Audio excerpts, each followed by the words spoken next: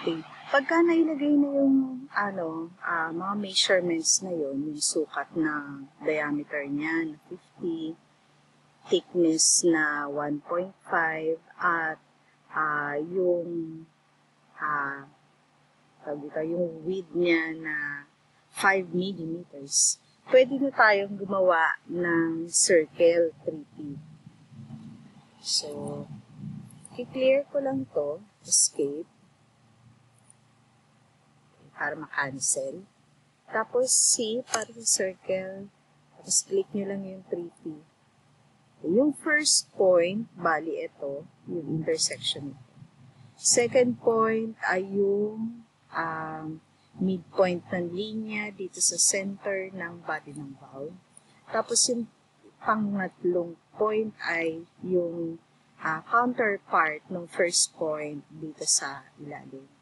Okay, so pagka nagawa yan, trim lang, PR, enter, enter.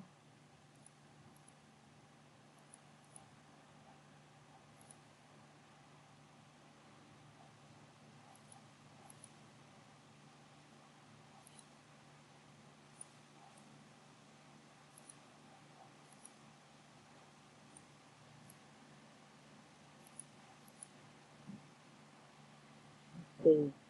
Tapos, clear lang natin ulit. Okay.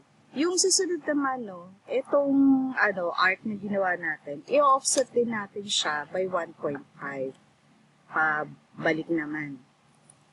Okay. Tapos, itong horizontal line na to, yung sa diameter na 50, paloob naman, ganun din yung sukat, 1.5 din. Para magkaroon ng thickness yung dun sa may gilid. Okay, so pagka nagawa yun, trim tayo ulit. Okay, para malinis natin yung mga linya.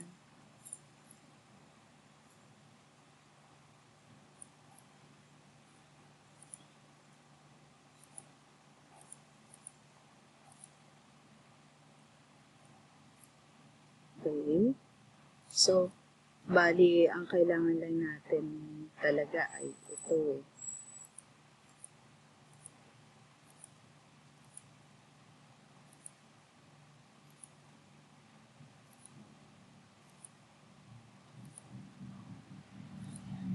Aalisin ko rin to. Saka ito. Okay. Tagalin na natin yung lahat. Alis ko na. Okay. So, ito lang yung pinakakailangan ko para magawa siya. Ay, lalagyan ko lang ng linyang maliit dito sa may dulo. Yung iba, hindi na nilalagay yun.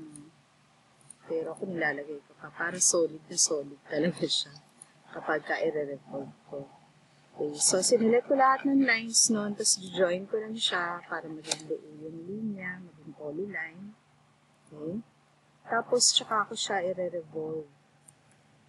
REV, enter, from end to end. Okay, naka 360. So, pag tinignan natin siya sa shades of gray, bali, eto na yun, meron na tayong isang part. Okay. Bali, ginawa ko muna siya na buo, hindi ko muna nilagyan ng butas, kasi, bali, meron siyang thread na kailangang ilagay. Pagka nagawa ko na yun dun sa body ng valve, isusubtract ko na lang yun para magkaroon din ito ng thread. Okay? So, next na part na tayo. Close ko muna yung layer, tapos balik ako sa right side. Okay. Susunod na part, bali yun dun sa layer natin, sabihin natin yung handle ba o yung outlet. Okay, siguro sa muna tayo? Outlet cap. Okay, so i-off ko muna yung iba. Maliban sa valve body, tsaka dun sa outlet cup. So, ito pala ay hindi pa nakalagay sa layer. Lagay lang natin siya dun sa flange cup.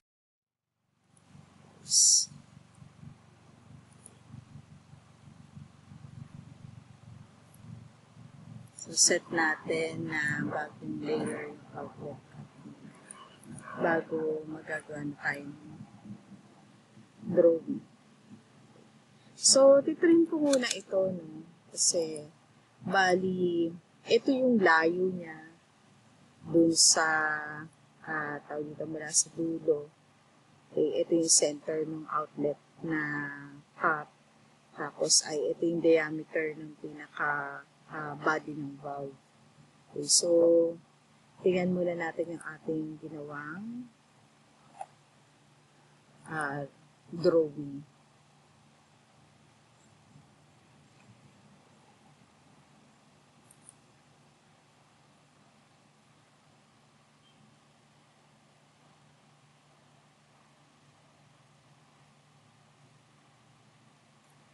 So, yung mga measurement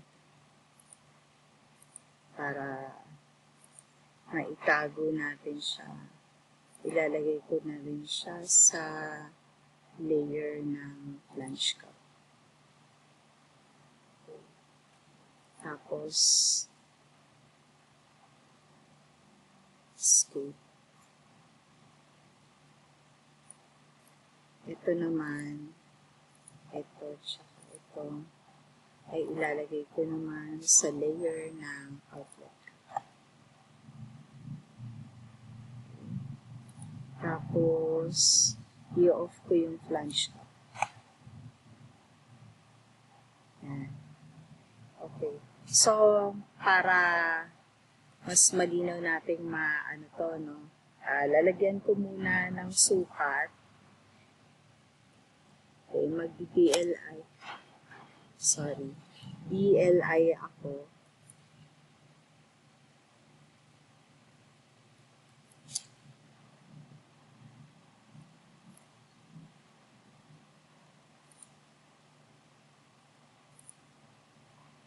So, 15.5 itong sa dulo. Tapos, BLI ulit.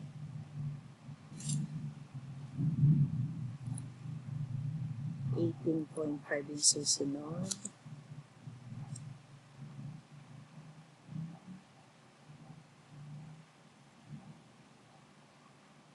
Okay, next na ita-dimension natin.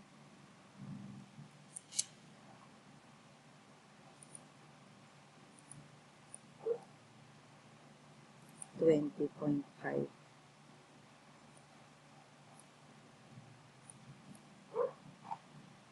Okay.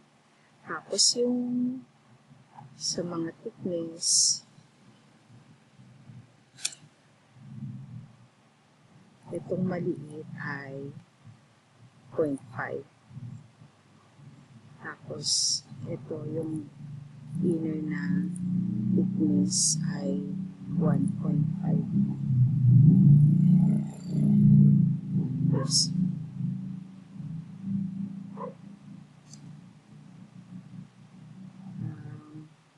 Yung paglalagyan ng chamfer ay 1.5 din. Okay.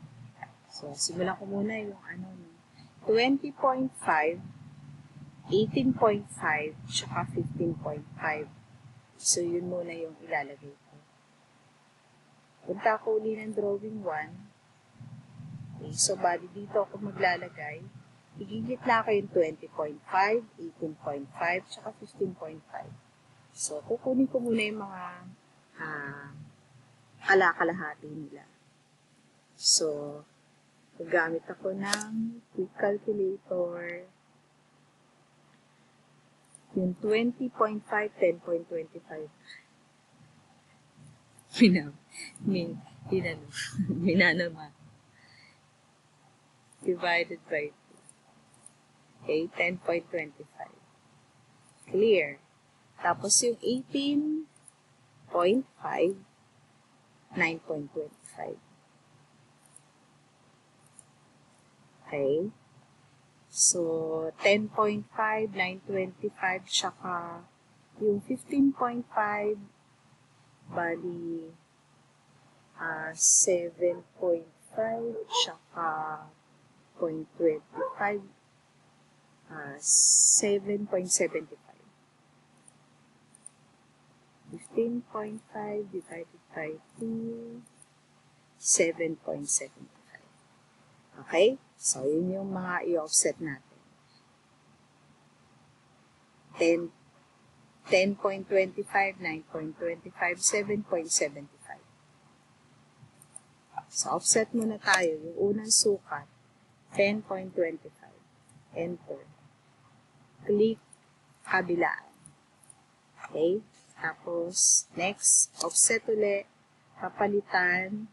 Next na measurement is 9.25. So, papalitan ng sukat, 9.25.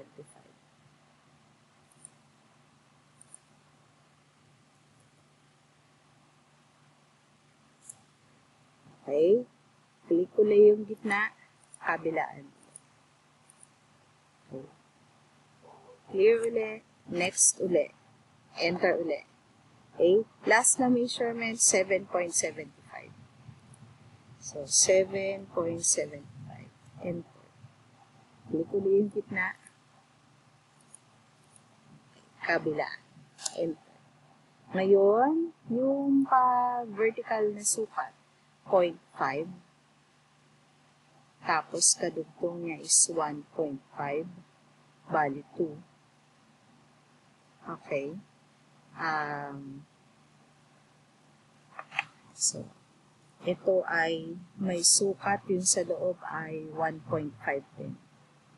So, natin. So, offset ko ulit. 0.5 muna. Okay. Mula dun sa dulo, pataas. Tapos, clear natin. 1.5 na measurement.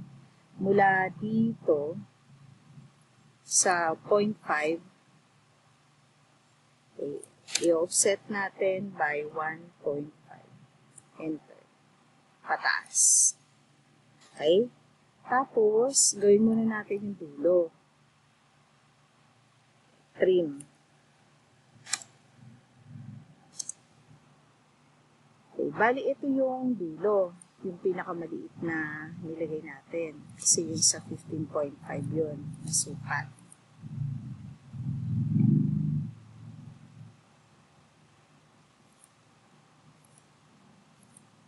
Okay.